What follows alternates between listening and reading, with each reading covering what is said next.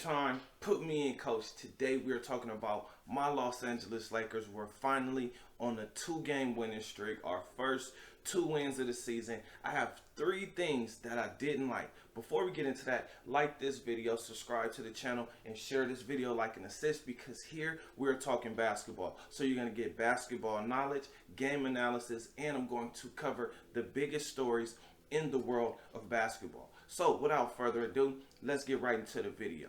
What I didn't like, number one, was that this was a bad win against a bad team. Talking about the Spurs. We even had a bad game against the Grizzlies, because when a guy like Ja Morant goes for 40 points and 10 assists, that team usually wins. So the fact that he even had 40 points is an issue for my Lakers, because if a guy gets to 30 points, we should be doing something different, trapping them. Talking about the Spurs, number one, this is a bad win because it took us to overtime to get this win, right? Russell Westbrook had an amazing game. It was great to see Russell Westbrook come down the lane and ferociously dunk on people. But the issue that I have is LeBron James wasn't there, and we had to go to overtime to win this game. Plus, the Spurs actually missed about 10 free throws, 7 in the fourth quarter. If they make, I don't know, 3, 4, 5 of those free throws, we're talking about another possibly Laker loss. Anthony Davis played great. Russell Westbrook played great.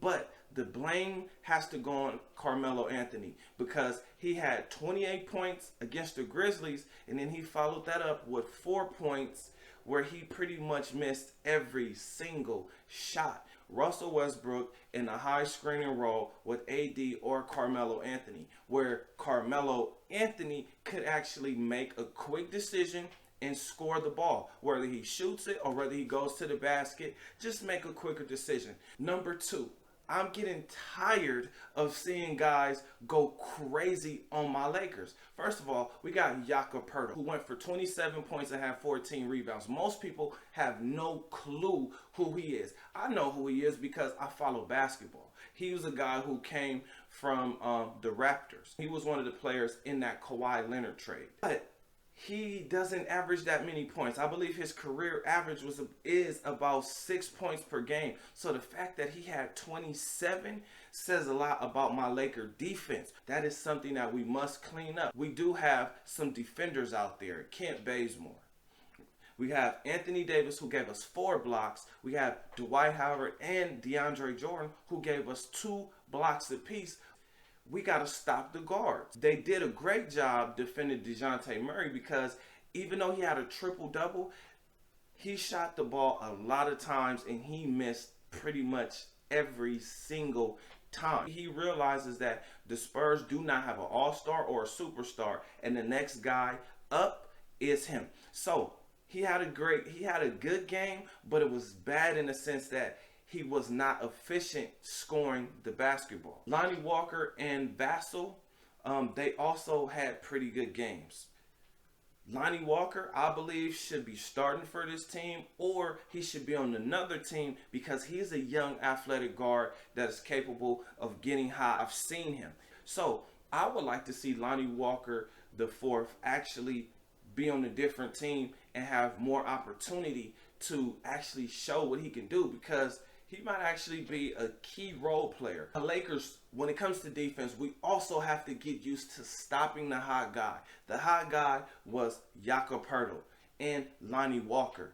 Those 2 guys, we should have had a little bit better defensive scheme. Again, I'm happy that we won, but I don't like the fact that it took overtime for us to win this game. When we all seen Anthony Davis get hurt, we all gasped for air, because it looked really, really bad, especially his reaction to the pain that he was experiencing. Now, when you bump knees, I want y'all to understand that hurts, especially because it seems like there's some type of soft part by your knee, and when that part of your knee gets hit, it's real painful. Number 3, what I love is we have Russell Westbrook, and this is the reason why Russell Westbrook was a better pickup than Buddy Hield. Because Buddy Hield, yes, he is a shooter. But like Malik Monk, you're going to get good nights and you're going to get bad nights. This had been Buddy Hield.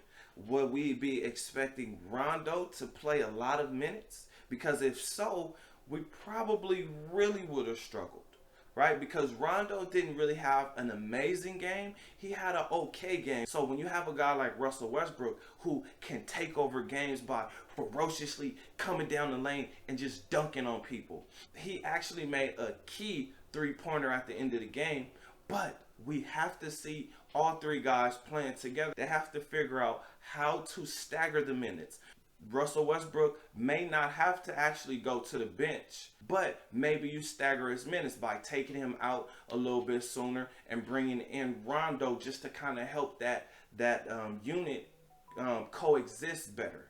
Rondo just wants to pass the ball. Russell Westbrook wants to score. LeBron James gets his rest. Now you bring Russell Westbrook in and you let Russ be Russ, right? Because Russell is going to pass the ball, but guys just have to make shots. He has Hall of Famers. I'm going to keep beating that dead horse all year. We have Hall of Famers on this team for Russell Westbrook to pass the ball to. So there is no reason why Russell Westbrook should not have a triple-double or at least 10 assists per game.